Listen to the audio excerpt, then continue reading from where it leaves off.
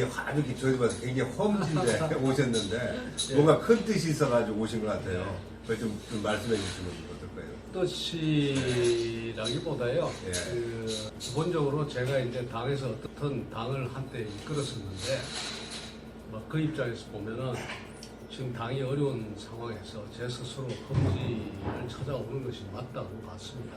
그래서 거기까지가 제가 비대위원장 의무가 아닌가 이런 생각을 했었고요. 또 하나는 어렵고 쉽고를 떠나서 세종시는 저한테 굉장히 의미가 큰 그런 지역입니다. 제 스스로 행정수도 이전을 하자고 주장을 했던 사람이고 또 그러면서 애초에 그 뜻이 지금 현재 도시가 이렇게 발전하는 과정에서 그 뜻이 일그러져 가는 것을 제가 목격을 했고 그래서 어쨌든 어렵고 쉽고를 떠나서 세종시에서만큼 한번 내가 뛰면서 제가 꿈꾸었던 세종시가 어떤 것인지를 지금쯤 한번 이야기해 줄 때가 됐다 이런 생각을 했습니다. 예, 이게 세종시가 보면 도시하고 농촌에 아직 복합성을 띠고 있거든요. 네. 예, 아니 이제 후보님께서는 뭐 이렇게 역점적으로 앞으로 이제 세종시에서 하고 싶은 뭐 공약이라든지 네. 뭐 약속 같은 게 있을 것 같은데. 예. 네, 원래 세종특별자치시라고 해서 특별자치라는 이름을 붙여가면서 이 시를 만들었을 때는 이 시가 정말 특별자치시로서의 위상을 가지기를 이제 원하는 게 있죠. 말하자면 자치권이 그만큼 강하고 자치권이 강하다는 그 속에는 규제 완화라든가 이런 것이 많이 추진이 돼가지고 서울과 부산, 대구에서는 할 수 없는 일들을 이 세종시에서는 할 수 있게 되고 그러면서 이 세종시에서 보다 창의적이고 창조적인 일들이 많이 일어나서 그것이 대한민국의 그 미래를 이끌어가는 그러한 일들이 있기를 이제 바랬습니다. 그러니까 정말 특별자치시로서 이거는 실험적인 것들이 많았으면 좋았는데 그게 지금 잘 안 되고 있어요. 그 다음에 또 하나는 이제 최근에 와서 더 심화되고 있습니다만 영내의 불균형이 굉장히 심합니다. 이거 신도심하고 소위 원도심인 그 조치원을 중심으로 한 그 원도심 지역이 불균형이 심해가지고 도시가 어떻게 보면 이 공력이 완전히 남쪽으로 쏠려버린 그런 듯한 인상을 가지거든요. 그러다 보니까 이게 점점 자족 도시로서의 그 기능을 회복하지 못하고 대전의 베드타운화 돼가는 이렇게 베드타운화 돼가면은 그야말로 세종시라는 그 어떤 정체성 자체가 없어져 버리는 그럴 가능성이 큽니다. 그래서 저 같은 경우에 아까 말씀드린 것처럼 어떤 그 완화라든가 이런 것을 포함한 자치권의 확대를 통해서 창의적이고 창조적인 일이 많이 일어나도록 하는 그런 도시를 만드는 일과 또 한편으로는 이제 영내 균형을 좀 이루어서 자족 도시로서 크게 하는 것 그것과 동시에 청와대 이전이라든가 그다음에 국회의 이전 내지는 본원의 설치 이런 것을 통해서 행정 중심 도시로서의 그 위상을 제대로 확보하는 이런 모든 문제를 공약으로 내걸고 있습니다. 공무원들이 아직도 보면 여기 아직도 이사 안 오고 여기 출퇴근하는 사람도 있고 혼자 사는 분들이 많거든요. 그 이유를 물어보면은 교육을 그렇습니다. 옛날에 교육부총리도 하셨고 교육부장 하셨으니까 교육을 뭔가 좀 획기적으로 좀 이렇게 서울에 뭐 강남 수준까지 뭐 올릴 계획까지 있으실 그 공무원들이 이제 상주를 하질 않고 자꾸 서울하고 이제 출퇴근을 하거나 아니면 주말복으로 왔다 갔다 하는 이 현상을 보고 일부 주민들은 야 공무원들 출퇴근 버스를 없애버리라 이렇게까지 이야기를 하거든요. 그런데 이게 출퇴근 버스 없애가지고 해결되는 문제가 아니고 공무원들 스스로 여기 살고 싶은 도시를 만들어줘야 돼요. 그렇다면은 결국 교육에 있어서의 교육의 질의 확보 내지는 문화적 다양성의 확보 이런 것이 굉장히 중요하거든요.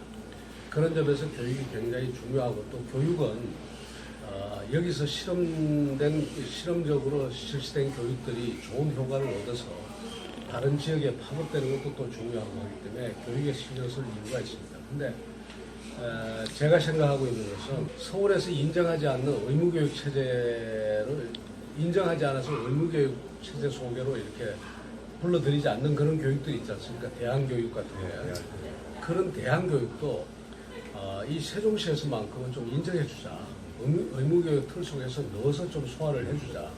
그렇기 때문에 다양한 교육적 실험들이 이루어질 거고 그 과정에서 부모들의 선택권이 굉장히 높아질 거고 그러면서 결국 세종시의 교육이 한 단계 업그레이드, 두 단계, 세 단계 업그레이드 될 거고 그러면 그런 새로운 교육을 찾아서 공무원들도 여기 상주하게 될 거고 더 나아가서 유입 인구도 더 늘어나게 될 거다 이렇게 생각을 합니다. 그래서 그런 공약을 생각하고 있습니다. 그래서 교육에나 정말로 세종시가 네. 우리나라의 모범 선제적인 그 도시가 됐을 때 좀 마지막으로 여쭤보는 거는 그 공약 첫째 1호가 보니까요. 세종시를 투기 억제 규제하는 거는 이 세종시 실정이 안 맞는다 이런 말씀하셨는데 구체적으로 예, 사실은 이 세종시 같은 데를 투기 억제 지역으로 이렇게 확 묶어버리고 투기 과열 지역, 투기 지역, 그 다음에 조정 지구 뭐 이렇게 해서 소위 말해 트리플 그 규제가 가해지고 있거든요. 이렇게 그 트리플 규제가 가해지고 있는 것은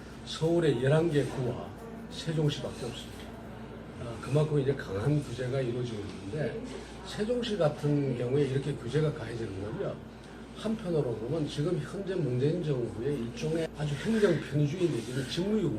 왜 그런가 하면 우리가 이렇게 과도한 규제를 가할 때는 주로 어떤 지역에 과하는가 하면 이런 규제를 가하는가 하면 토지가 더 이상 공급이 안 되고 주택이 더 이상 공급하기가 힘든 지역 그런 지역에 사실은 공급 정책이 불가능하고 뭐 이러니까 여기에다가 이제 규제를 가하는 거예요.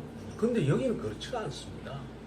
북쪽에 아주 광활한 토지가 존재하고 있고 정부가 어떻게 구상하느냐에 따라서 새로운 택지의 개발이라든가 주택 공급이 얼마든지 가능한 지역이에요. 그렇다면 어떻게 공급을 갖다 할 것인가, 어떻게 지역 개발을 해서 투기 수요를 잠재울 것인가를 고민해야 되는데 이런 데 대한 고민을 하나도 하지 않고 행정 편의적으로 아니면 직무유기적으로 그러니까 개발 계획을 제대로 짜지 않는다는 거죠. 이렇게 해놓고 그냥 냅다 트리플 규제를 갖다 다 가한다는 것은 이것은 있을 수 없는 일이죠. 그래서 저는 이건 이 문재인 정부의 그야말로 이건 잘못된 정책이라고 보고요. 그래서 우선 규제를 해제하고 오히려 공급 위주의 정책으로서 이 지금 투기 문제를 해결하든가 그렇게 하라. 그리고 또 세종시는 벌써 소위 그 이 세 개의 규제를 다 가하려면 최소한 그 물가 상승률보다 이 주택 가격의 상승이 훨씬 더 커야 되는데 이미 그 물가 상승률이 못 따라가고 있거든요. 이럴 때는 풀어서 헌법에 보장된 그 국민의 재산권을 보호해 줘야지 된다. 그래서 제가 강하게 주장하는 겁니다. 단지 규제를 풀어라가 아니라 이 정부의 잘못을 지금 질책하는 겁니다. 예, 말씀 들어보시니까 뭐 세종시에 오신 이유를 분명하네요. 그래서 꼭 당선되셔서 세종시도 발전시키고 우리나라도 좀 크게 옛날에 행정 경험이 많으시니까 크게 좀 발전시켰으면 변화시켰으면 하는 기대가 많아요. 감사합니다. 감사합니다. 여기까지 찾아주셔서. 예.